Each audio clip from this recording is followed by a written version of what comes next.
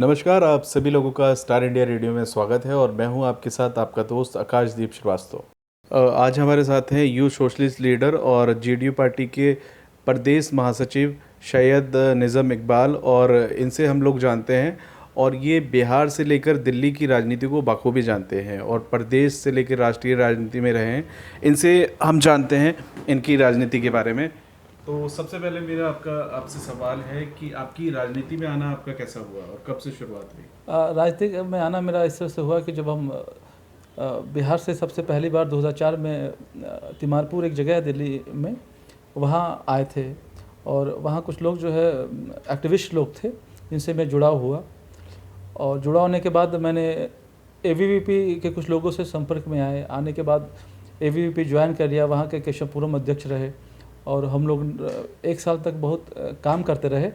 काम करने के दौरान ऐसा हुआ कि बिहार के एक बहुत कद्दावर नेता हैं माननीय सांसद वशिष्ठ नारायण सिंह जी, उस टाइम राज्यसभा सांसद भी थे, तो उनका आना हुआ था दिल्ली विश्वविद्यालय में और हम लोग वहाँ पर गए थे उनके खिलाफ प्रोटेस्ट करने के लिए, क्योंकि विचार अलग था। हम लोग एबीवीपी के थे, वो सोशलिस्ट थे, बहुत बड़े लीडर थे उस समय और अभी भी हैं। तो उनका विरोध करने गए हम लोग, और उस जब विरोध करने के बाद जो हम लोग यूनिवर्सिटी में निखर के आए तो बड़े नेताओं में नाम होने लग गया और लोग हम लोग को पसंद करने लगे। और उस समय और मेरी राजनीति की इच्छाएं और बढ़ी और पढ़ाई लिखाई से मन जो है हमारा दूर होता गया और मुझे लगा कि मुझे समाज सेवा करना चाहिए। पहली बार मैंने उनका झलक देखा था, विरोध करने के लिए गया था, लेकिन आज मैं उनके साथ हूँ और उनके निर्देश से काम कर रहा हूँ। तो उनको उस समय उनको देखना ही मेरे राजनीतिक में जाने का ये जो एकेडमिक लाइफ था और उसे राजनीतिक प्रवेश करना, उनको देखना ही वो क्षण ही ऐसा था जिस समय मैंने राजनीतिक में प्रवेश किया था। जेडीयू पार्टी में कैसी शुरुआत रही, कैसे आना हुआ? मैं बार बार कह रहा हूँ कि एक क्षण था वैसा। हम एक बिहार के अभी राज्यसभा सांसद हैं माननीय सांसद वशिष्ठ नारायण सिंह जी, जो हमारे गुरु भी हैं अभी, उनका आना हुआ था दिल्ली विश्वविद्यालय में। और दिल्ली विश्वविद्यालय में जब उनका आना हुआ तो हम उनके अगेंस्ट प्रोटेस्ट करने गए थे और उनका वो क्षण देखना और उनका शांत स्वभाव, उनके बोलने का तरीका, वही क्षण था कि जब हमने छात्र राजनीति में ही अपने हृदय को परिवर्तन कर लिया और समाजवादी विचारधारा में आया। समाजवादी विचारधारा के बाद हमने अपना प्रवेश जनता दल यूनाइटेड के थ्रू अपनी शुरुआत की। जैसे हम सभी जानते हैं कि जनता दल यूनाइटेड एक सामाजिक एक विचारधारा की पार्टी है, तो आप बीजेपी के साथ में भी काम करते हैं, तो दोनों पार्टी के बीच में सामंजस्य बैठाना कैसे हो पाता? आपने बहुत इंपॉर्टेंट सवाल किया। देखिए, विचारधारा अलग चीज़ है और संबंध अलग चीज़ है। आपको पता है कि हम इंडियन कल्चर के लोग हैं। हम व्यापार कभी किसी के साथ कर सकते हैं, इसको गलत वे नहीं, बिजनेस किसी के साथ भी हम करते हैं, लेकिन शादी अपने गोत्र में करते हैं। क्यों करते हैं? क्योंकि विचार मिलता है। तो हमारा जो विचारधारा है ना, वो बहुत मजबूत है। हमें बिहार में सरकार चलाना है, वो एक समझौता है, सरकार चलाने की समझौता है, विचारों में समझौता नहीं है। हम हमेशा अपने कुल, अपने विचार वाले लोगों के समर्पित रहते हैं, हम उनसे बात करते हैं। लेकिन कभी मुझे ज़रूरत हो जाती है कि हम किसी देश को आगे बढ़ाने में कठिनाइयाँ अगर आने लगती है तो हम दूसरे विचार के धारा के लोगों के साथ भी गठबंधन बनाते हैं। आपको पता होगा हिंदू महासभा और ये मुस्लिम लीग ने दो जगह सरकार बनाई थी। दोनों का विचार नॉर्थ पोल और साउथ पोल था कि नहीं?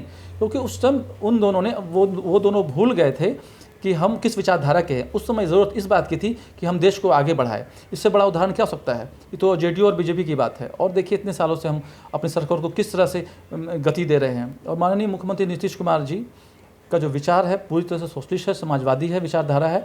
ये हिंदुस्तान के वर्ल्ड लेवल में लोग इस बात को जानते हैं। आज हम जानते हैं कि हमारे देश में कहीं भी एक मुस्लिम मुख्यमंत्री नहीं है, तो मुस्लिम एक कास्ट जो मुख्यधारा से दूर होते जा रही है, राजनीति से दूर होते जा रही है, तो इसके बारे में आप क्या कहना चाहेंगे? आपकी मैं 2 बात का जवाब बहुत स्पष्ट रूप से देता हूँ। बिहार में कोई मुस्लिम मुख्यमंत्री नहीं है। और दूसरा क्वेश्चन आपका है कि मुख्यधारा से दूर होती जा रही है, एकदम सत्य है। आप एक बात बताइए कि आप स्कूल में एडमिशन लीजिएगा नहीं तो SETENT का सर्टिफिकेट कहाँ से मिलेगा?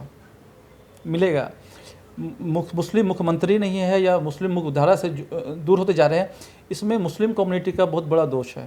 राजनीतिक रूप से ये सक्रिय नहीं है, आप ब्लॉक से लेके, स्टेट से लेके और डिस्ट्रिक्ट तक जाइएगा, ये डिपेंडेंट रहना चाहते हैं।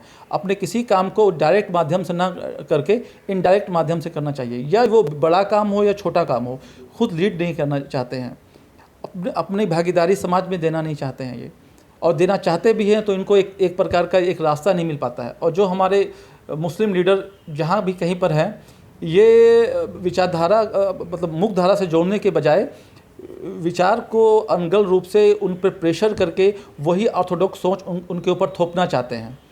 ये अपने विचारों को बदलने में, उस टेक्नोलॉजी को, विचारों को बदलने में नाकामयाब है। प्रोग्रेसिव सोच हो चुका है। एक तरफ तो अभी मैं देख रहा हूँ बिहार में खास कर देख रहा हूँ कि मुस्लिम लड़कियाँ 35% आरक्षण, इन सबों के वजह से मुस्लिम लड़कियाँ बाहर निकल रही हैं और कुछ काम कर रही हैं। लेकिन लड़की छोड़ो और सब देश, मतलब बिहार से अलावा आपके देश में लड़कों को ज़्यादा बाहर पढ़ने पर तवज्जो नहीं दिया जाता। छोटे उम्रों में भी काम करने के लिए उनको प्रेरित किया जाता है, जबकि हमारे देश में बहुत सारी व्यवस्थाएँ हैं, बहुत सारी पढ़ाई के लिए और इन चीज़ों के लिए। उस व्यवस्थाओं में जो आज के नेता हैं उनको सम्मिलित नहीं करना चाहते हैं। वो चाहते हैं कि वो उसी टाइप से जाहिर रहे और इनको अपनी बात इन पर थोपते रहें और वो बात समझते रहें। हमारे समाज के लोगों को प्रोग्रेसिव होना पड़ेगा, सोचना पड़ेगा कि आउटपुट क्या निकलता है। आप एक बात आप जान जाइए कि आप बहुत गड्ढा कर रहे हैं, बहुत मेहनत कर रहे हैं, आपको पानी नहीं मिले, तो पानी अगर कहीं पर है या नहीं, इसको टेक्नोलॉजी का सहारा लेना पड़ता है। वो टेक्नोलॉजी से हमारा समाज बहुत दूर है। मैं चाहूँगा कि अपने समाज को लेकर कि कोई भी निर्णय ले, किसी पार्टी के साथ रहे तो इसका रिजल्ट क्या होगा उसके तरफ जाए, हारने के लिए नहीं जाए, हमेशा कोई भी काम जीतने के लिए करें। जैसे हमें मालूम है कि आरजेडी नेता शहाबुद्दीन ने जब आपकी छात्र नेता, जब आप दिल्ली विश्वविद्यालय में थे तो उस समय आपकी एक मदद की थी, तो वो मदद क्या थी उसके बारे में बताएं। देखिए, जब हम दिल्ली विश्वविद्यालय में थे तो मेरे साथ कुछ अप्रिय घटना हो गई थी। किसी ने मेरा एडमिशन करवा के ब्लैकमेलिंग किया था मेरे साथ। तो अब मैं इसके ब्लैकमेलिंग करने के बाद मैं छात्र राजनीति में सक्रिय हो गया। पढ़ने का बहुत टाइम नहीं मिलता था मुझे। तो उस समय, आज मेरी वाइफ है, जमन नाम है, तो वो दिल्ली यूनिवर्सिटी में स्टूडेंट पॉलिटिक्स में थी। तो उसको हम लोगों ने एबीवीपी से को विजय मिश्रा को हम लोग टिकट मांग रहे थे एबीवीपी से, तो उसने टिकट नहीं दिया हम लोगों को। तो हम लोग 2 साल एबीवीपी के खिलाफ इलेक्शन लड़ते रहे, उसको हराते रहे। तो आज वर्तमान में मेरी वाइफ है जमन, उस टाइम स्टूडेंट पॉलिटिक्स में एक्टिव थी, तो उसको टिकट मिला था। कोई एक था जानने वाला, हम गए थे वहाँ, जानते थे वो मुझे पहले से भी 1-2 फ़ोन पे बात हुई थी। तो जब हम गए थे तो एक पैकेट मुझे दिया उन्होंने 10,000 रुपये का, और बोला कि ये तुमको मेरी तरफ से है। और ये उस दिन बोला था कि मैं तुम्हारे बारे में जानता हूँ और मुझे उम्मीद है कि तुम एक दिन बड़ा करोगे, तुम बहुत मेहनती हो और तुम्हारे में जज्बा बहुत है, तुम्हारे वहाँ आँखों में डर नहीं रहता है, तुम हर बात अपना बेबाक से कहते हो। मेरे से 15-20 मिनट बात किए थे। वहाँ कोई एक उनके बॉडीगार्ड, एक सिंह करके थे कोई, वो मुझे बाहर तक छोड़ने आए थे और मुझे गला लगाया था। तो ये, और भी बात उसके बाद एक या बार मुझसे मेरी से बात हुई थी कि सब ठीक है। उसी इलेक्शन में उन्होंने मेरी मदद की थी। और ये वाक़या है, वो छात्र लाइफ था बस, और कोई ये नहीं है। उनका मैं हमेशा सम्मान करता हूँ। जैसे हम लोग सभी जानते हैं कि बिहार की राजनीति में एक शहाबुद्दीन एक बहुत बड़े मुस्लिम नेता थे और एक बहुत बड़ा चेहरा भी थे राजनीति में। तो उनकी मृत्यु हो जाने के बाद आपको क्या लगता है कि अब जो मुस्लिम राजनीति है बिहार में, वो किस करवट जाएगी?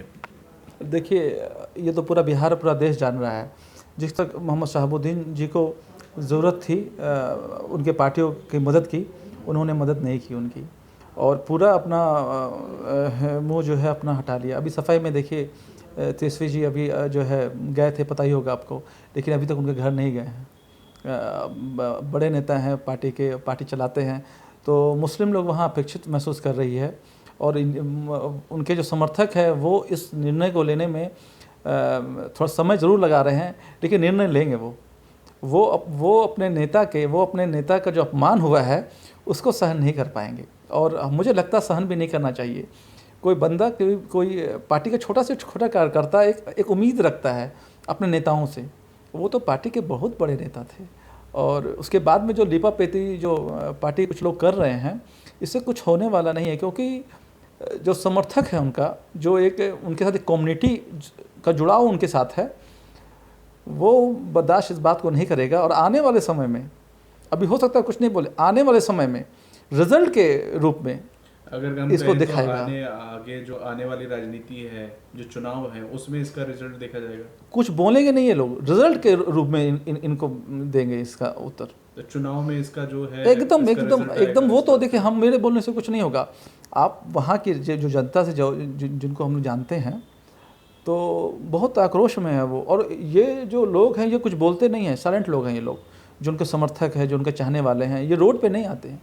लेकिन आने वाले चुनाव में और इनको जवाब देंगे। और जो अपमान हुआ है, अपमान का जवाब अपमान से देंगे। ये पैसा का, मनी का लॉस आदमी बर्दाश्त कर सकता है, सम्मान का लॉस बर्दाश्त नहीं होता है और करना भी नहीं चाहिए। मैं तो अपने लोगों से और खास के उन समर्थकों से बोलूँगा, अपने अपमान का कोई भरपाई नहीं होता है। अपमान किया है तो अपमान मिलेगा। और युवाओं को क्या संदेश देना चाहेंगे, खासकर मुस्लिम युवाओं को क्या संदेश देना चाहेंगे? देखिए, युवा कोई जात में नहीं होता है, युवा युवा होता है, ये युवा देश है। मैं यूथ को ये बोलना चाहूँगा कि जो भी काम करे डेडिकेशन के साथ करे, कोई भी काम करे, लेकिन काम करने के साथ जो भारत की राजनीति है उसमें सक्रिय हूँ। अभी जो है लोग इस तरह से सोचने लगे हैं कि भारत का मालिक जो है कोई पार्टी सत्ता है। पार्टी सत्ता मालिक नहीं है, संविधान मालिक है। और जो पार्टी के लोग हैं, जो कार्यकर्ता हैं, जिनकी सरकार आती है, वो केयर टेकर होते हैं। तो हम लोग जो यूथ है वो हमेशा ये समझें कि हम भारत का मालिक संविधान है, और संविधान का केयर टेकर कोई पार्टी है। लेकिन पार्टी जो उनके केयर टेकर हैं, संविधान को क्षति पहुंचाने के या संविधान के रूप में काम नहीं करते हैं, तो अपनी बोली जरूर उठाएं वो। जी। और जैसे हम जानते हैं कि आपको एक दिन पहले ही बिहार की राजनीति में बिहार जनता दल यूनाइटेड पार्टी में महासचिव का पद आपको दिया गया है, तो उस पद के बारे में क्या कहना चाहेंगे और जिम्मेदारी के बारे में क्या कहना चाहेंगे? देखिए, इस बार मैं तो दिल्ली में ही था और हूँ कि मुझे ये खबर मिला है। अब पार्टी के शीर्ष नेतृत्व जानते हैं मैं योग्य हूँ या नहीं हूँ, ये उन लोगों का प्यार है जो प्यार के रूप में मुझे ये उन पार्टी के लोगों ने दिया है। मैं अपने माननीय सांसद वशिष्ठ नारायण सिंह जी को इसका धन्यवाद देना चाहता हूँ कि उन्होंने मुझे अपने 8-10 साल के कैरियर में मुझे राजनीतिक सिखाया, और सिखाने के बाद उस जगह पहुँचाया। राष्ट्रीय अध्यक्ष माननीय RCP सर, माननीय मुख्यमंत्री नीतीश कुमार जी, अपने प्रदेश अध्यक्ष उपेंद्र कुशवाहा जी, इन सब ने जो श्रेष्ठ नेतृत्व है वो उन्होंने बैठ के कैसे डिसाइड किया मुझे पता नहीं है। लेकिन जब इन्होंने मुझे ये प्यार दिया है तो मैं इन्हें कबूल भी किया है, और कबूल करना नहीं चाहिए। नया तोहफ़ा कौन कबूल नहीं करता है। लेकिन इतना बड़ी जिम्मेदारी पार्टी ने मुझे दी है, इसके लिए मैं उनका आभार व्यक्त करता हूं। हमसे भी बहुत योग्य लोग हैं, हमसे भी बहुत अच्छे लोग हैं, लेकिन क्या समझ के पार्टी ने मुझे ये उत्तरदायित्व दिया है, और मैं हमेशा पार्टी के लिए समर्पित रहती हूँ। युवा चेहरा के रूप में मुझे देखते हैं ये लोग, तो मैं बहुत ही खुश हूँ। और मैं अपने तरफ से जो भी पार्टी के लिए, अपने संगठन के लिए जो भी काम करना पड़ेगा, उनको बढ़ाने के लिए निश्चित रूप से बढ़ाऊंगा। युवाओं को जोड़ूंगा, अल्पसंख्यकों को समझाऊंगा, गांव में जाऊंगा, खलिहानों में जाऊंगा, रोडों पे रहूंगा, खेतों पे रहूंगा। विचार को अपने साथ लेके, चिड्डू का झंडा लेके ये सारा काम करूंगा। और गांव जाके, शहर जाके, मोहल्ले जाके पार्टी की जो विचारधारा है, मुख्यमंत्री नीतीश कुमार का जो 7 निश्चय 2 चल रहा है, या उनके बैक में जितने प्रोग्राम हुए हैं, उन सबको इस बार लेके बिहार के कोने कोने जाके लोगों को समझा के पार्टी को नए रूप से खड़ा करूंगा। अपना वक्त स्टार इंडिया रेडियो को देने के लिए और हमसे बात करने के लिए धन्यवाद। शुक्रिया।